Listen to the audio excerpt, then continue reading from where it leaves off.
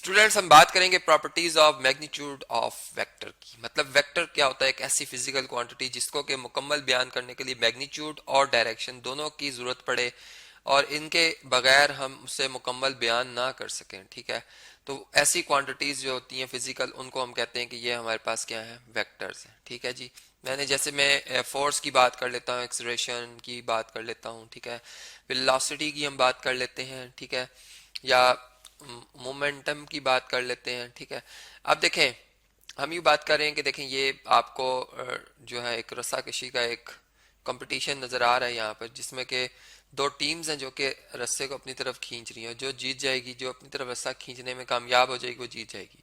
अब ऐसा है कि यहाँ पर जो मैग्नीट्यूड है उसका मैं आपको जो कंसेप्ट वो बताना चाह रहा था कि देखें दोनों तरफ फोर्सेस लग रही हैं। ठीक है, एक एक जो फोर्स है उसको अगर ग्राफिकली हमने रिप्रेजेंट करना है तो इसके लिए एक लाइन सेगमेंट जो कि उसकी मैग्नीट्यूड और एरो जो है हेड वो रिप्रेजेंट करता है डायरेक्शन को। तो यहाँ पर फोर्स लग रही है राइट साइड पर, ठीक है, राइट हैंड साइड पर पड़ रही है फोर्स, इस सिम्ट में लग रही है, जबकि यहाँ पे लेफ्ट हैंड साइड की डायरेक्शन में लग रही है। तो देखें दोनों की मैग्नीट्यूड सेम है, इसलिए रिजल्टेंट जो आ रहा है हमारे पास वो सिफर आ रहा है, जीरो आ रहा है। ठीक है, तो कहने का मकसद ये है कि जो आपके पास एक कोई भी वेक्टर है, ठीक है, अगर वो प्लेन में है तो उसके दो कंपोनेंट्स होंगे। जैसे मैं यूं बात करता हूँ कि ये मेरे पास एक्स एक्सिस और ये मेरे पास वाई एक्सिस है। ठीक है, ये एक्स एक्सिस आ गया हॉरिजॉन्टल लाइन, ये हमारे पास क्या है जी? वाई एक्सिस है। ये हमारे पास क्या है? वाई एक्सिस है। अब अगर एक पॉइंट इस पोजीशन पर है, इस पोजीशन पर है, तो इसने लॉन्ग एक्स एक्सिस और वाई एक्सिस कोई फासला तय किया हुआ है। अगर हमने वो फाइंड करना है तो हम यहाँ से परपेंडिकुलर थ्रो करेंगे एक्स एक्सिस के ऊपर, यहाँ से परपेंडिकुलर थ्रो करेंगे वाई एक्सिस के ऊपर। ठीक है, तो ये यहाँ पर जो इसने ओरिजिन से लेकर यहाँ तक ये फासला जो तय किया हुआ है, फर्ज कर लेंगे वाई है, और यहाँ से लेकर यहाँ तक ये फासला एक्स है। तो ये जो पी पॉइंट है इसके कोऑर्डिनेट्स बन जाएंगे एक्स एंड वाई। या मैं यूँ कह सकता हूँ कि चूंकि यूनिट वेक्टर जो डायरेक्शन वेक्टर है वो लॉन्ग एक्स एक्सिस हम आई लेते हैं और लॉन्ग वाई एक्सिस हम जे लेते हैं। ठीक है, तो यही वेक्टर फॉर्म में हम ऐसे लिख सकते हैं कि एक्स आई वेक्टर प्लस वाई जे वेक्टर। मतलब कि आप लॉन्ग एक्स एक्सिस जो है वो इतने कितने यूनिट चलोगे एक्स, और लॉन्ग वाई एक्सिस आपने वाई यूनिट चलना है, तो इस पोजीशन तक पहुंचोगे। और अगर आप इस तरह से ओ और पी को आपस में ज्वाइन करोगे तो ये वो वेक्टर है जो कि हमारा एक्चुअल वेक्टर है, ये उसकी पोजीशन वेक्टर है। ठीक है, तो ये पोजीशन वेक्टर है ओ पी।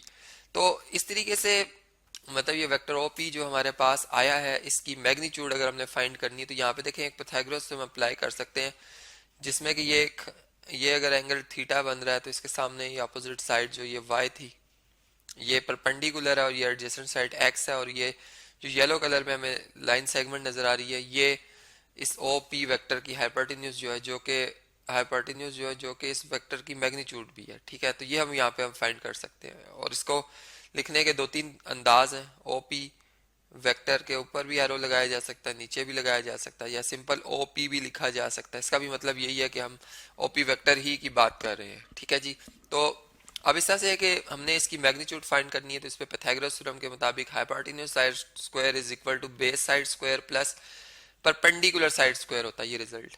तो देखें इसमें हाइपोटेन्यूज हमारे पास क्या है? ओ से लेकर पी तक है, ओ से लेकर पी तक ये जो लाइन सेगमेंट है इसका स्क्वायर, जबकि बेस हमारे पास क्या है? बेस हमारे पास एक्स है, एक्स का स्क्वायर मतलब इसका जो आई कंपोनेंट है, ठीक है, लॉन्ग एक्स एक्सिस, और जो इसका वाई कंपोनेंट है वाई स्क्वायर आ जाएगा। ठीक है, तो इसी तरीके से अगर आप देखें तो ओ पी जो वेक्टर है इसकी मैग्नीट्यूड क्या बनेगी? दोनों तरफ स्क्वायर रूट ले लिया जाए तो यहाँ पे square root of x square plus y square आ जाएगा। ठीक है, x square plus y square आ जाएगा। अब हमने प्रॉपर्टीज के ऊपर भी बात करनी है। हमने देखा कि जो भी कोई भी वेक्टर है, जो कोई भी वेक्टर है उसकी मैग्नीट्यूड जीरो से लेस नहीं हो सकती है। ठीक है, फॉर एग्जाम्पल अगर मैं एक जीरो वेक्टर ले लेता हूं जिसका आई कंपोनेंट भी जीरो है और जिसका वाई कंपोनेंट भी जीरो है, ठीक है, तो मैं इधर डायरेक्शन वेक्टर्स लगा देता हूँ साथ में, तो इसकी अगर मैग्नीट्यूड ली जाए जीरो वेक्टर की तो जीरो का स्क्वायर अंडर रूट लेंगे, जीरो का स्क्वायर प्लस जीरो का स्क्वायर, तो जीरो का स्क्वायर जीरो ही होता है जीरो, तो जीरो अंडर रूट के अंदर आ जाएगा जो कि जीरो के इक्वल है। और इसके अलावा आप कोई भी वेक्टर ले लेते हैं, चले आप कहते हैं जी एक ए वेक्टर है जो कि है 3i+4j, ठीक है, या चले -3j, ठीक है, हम इस वेक्टर को सिलेक्ट कर लें, या एक और बी वेक्टर सिलेक्ट कर लेते हैं जिसको हम लिखते हैं 2i माइनस -4j, ठीक है। अब देखें इन वेक्टर्स की मैग्नीट्यूड जो है वो हमेशा जीरो से ज्यादा होगी, मतलब एक जीरो वेक्टर की मैग्नीट्यूड जीरो होती है, अदरवाइज इन वेक्टर्स की मैग्नीट्यूड जीरो से ज्यादा ही है, तो वन जीरो से ज्यादा है, पॉजिटिव है मतलब। देखें अंडर रूट लेंगे 3 का स्क्वायर लेंगे 9, फिर इस -3 का स्क्वायर लेंगे वो भी +9 आ जाएगा, ये आ जाएगा स्क्वायर रूट 18, जिसे कि आप लिख सकते हैं 6 मल्टीप्लाई बाय 3, और दोनों का अंडर रूट अलग अलग कर लेंगे, बल्कि इसको हम और इस तरह भी लिख सकते हैं 9 मल्टीप्लाई बाय 2। 9 जो है वो हमारे पास एक परफेक्ट स्क्वायर है, इसलिए मैंने इसको लिखा 9 मल्टीप्लाई बाय 2। अब अंडर रूट 9 अलग कर लेंगे और स्क्वायर रूट 2 अलग कर लेंगे, तो स्क्वायर रूट 9 जो है वो 3 के इक्वल है, जबकि स्क्वायर रूट 2 इधर ही रहेगा। तो ये देखें ए वेक्टर की मैग्नीट्यूड जो है वो जीरो से ग्रेटर है, ठीक है, पॉजिटिव आंसर आया है। इसी तरह अगर बी वेक्टर है, अगर दोनों नेगेटिव भी हो, दोनों नेगेटिव भी हो, चले इसमें मैं आपको बता देता हूँ, तो इसकी मैग्नीट्यूड क्या आएगी। देखें यहाँ पर -2 का स्क्वायर लेंगे और प्लस यहाँ पर हम क्या करेंगे -4 का स्क्वायर लेंगे, ठीक है। तो जो बी वेक्टर है इसकी मैग्नीट्यूड क्या आ जाएगी, अंडर रूट -2 का स्क्वायर 4 और -4 का स्क्वायर 16, जो कि आपके पास बन जाएगा 20, ठीक है। तो देखें ये भी हमारे पास जो मैग्नीट्यूड आई है ये जीरो से ग्रेटर है, जीरो से ग्रेटर है। तो ओवरऑल मैं कह सकता हूँ कि जो मेरे पास कोई भी u वेक्टर है, ठीक है, इसकी जब भी मैं मैग्नीट्यूड लूंगा तो वो जीरो या जीरो से ज्यादा ही आएगी, जीरो से कम नहीं हो सकती, नेगेटिव नहीं हो सकती है, ठीक है। मैग्नीट्यूड वेक्टर की नेगेटिव नहीं हो सकती है। और जीरो किस केस में हो सकती है वो मैंने आपको बता दिया है कि जीरो उस केस में एक वेक्टर की मैग्नीट्यूड हो सकती है जीरो के इक्वल जिस वक्त इफ एंड ओनली इफ ये हमने देखा था कि वो वेक्टर खुद जो यू वेक्टर है वो जीरो वेक्टर हो, मतलब उसका आई कंपोनेंट भी जीरो हो और उसका जे कंपोनेंट भी जीरो हो, मतलब लॉन्ग एक्स एक्सिस भी उसने कोई फासला तय किया हो, लॉन्ग एक्स एक्सिस भी उसने कोई फासला तय ना किया हो, तब ये होता है, इसे हम कहते हैं जीरो वेक्टर, ठीक है। और इसके साथ साथ अगर मैं नेगेटिव वेक्टर ले लेता हूँ, किसी वेक्टर का नेगेटिव और वो खुद, देखें जैसे मैं कहता हूँ मेरे पास u वेक्टर जो है वो है 3i + 4j, ठीक है।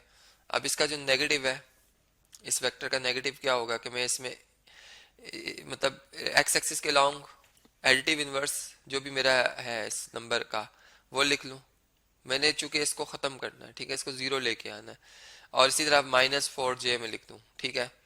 अब देखिए ये दोनों वेक्टर्स एक दूसरे के एडिटिव इनवर्सेस हैं, अगर मैं इन दोनों को ऐड करूंगा u में, मैं अगर नेगेटिव u ऐड करूंगा और i कंपोनेंट i में और j आपस में ऐड होंगे तो zero i component plus zero j component आ जाएगा, ठीक है, मतलब ये बिल्कुल जीरो हो जाएगा। तो देखिए अब इनकी मैग्नीट्यूड अगर आप देखें तो u वेक्टर की मैग्नीट्यूड क्या बन रही है, अंडर रूट के अंदर 3 का स्क्वायर और +4 का स्क्वायर, ठीक है। 3 का स्क्वायर होता है 9 और 4 का स्क्वायर होता है 16, तो ये 25 बन गया स्क्वायर रूट के अंदर, और 25 का स्क्वायर रूट लेंगे तो ये 5 आता है, ठीक है। तो देखें यू वेक्टर की जो मैग्नीट्यूड है वो हमारे पास कितनी आई है, 5 आई है, पॉजिटिव आई है मतलब। और इसी तरीके से यहाँ पर लाइन को स्ट्रेट पहले बनाते हैं, देखें ये जीरो से ग्रेटर है। इसी तरीके से अगर मैं अब नेगेटिव यू वेक्टर है इसकी मैग्नीट्यूड को देख लेता हूँ तो -3 का स्क्वायर और +-4 का स्क्वायर, ठीक है, ये इसका आई और जे कंपोनेंट है। तो ये -3 का स्क्वायर +9 होता है और -4 का स्क्वायर +16 होता है, तो ये भी आप दोनों ऐड करेंगे तो ये 25 आएगा, और 25 का स्क्वायर रूट लेंगे 5 आएगा, जो कि ये भी जीरो से ग्रेटर है। तो ओवरऑल हम ये कह सकते हैं कि जो नेगेटिव यू वेक्टर है और दोनों की मैग्नीट्यूड भी सेम आई है, मतलब मैग्नीट्यूड दोनों वेक्टर्स की सेम होती है और दोनों वेक्टर्स की मैग्नीट्यूड पॉजिटिव भी होती है, ये भी एक बात है, ठीक है जी। अच्छा जी, बात क्लियर होगी आपको। इसी तरीके से अगर हम नेक्स्ट देखें तो ग्राफिकली अगर मैं एक वेक्टर लिखता हूँ, चले मैं यूँ लिखता हूँ पहले कि मेरे पास एक यू वेक्टर है 3i + 2j, ठीक है, ये इसका i यूनिट वेक्टर है और ये j, ये i और j यूनिट वेक्टर्स बेसिकली वो होते हैं जिनकी अगर मैग्नीट्यूड ली जाए तो ये 1 है, मतलब j यूनिट वेक्टर की भी मैग्नीट्यूड जो है वो भी 1 है, इसीलिए इनको यूनिट कहा जाता है, यूनिट मीन 1, इनकी मैग्नीट्यूड 1 है इसलिए इनको यूनिट वेक्टर कहा जाता है, ठीक है।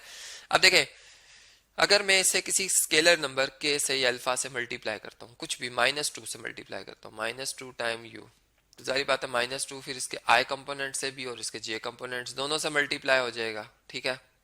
तो जब मल्टीप्लाई करेंगे तो ये हमारे पास क्या आंसर आएगा, -6i हो जाएगा और -4j आ जाएगा, ठीक है।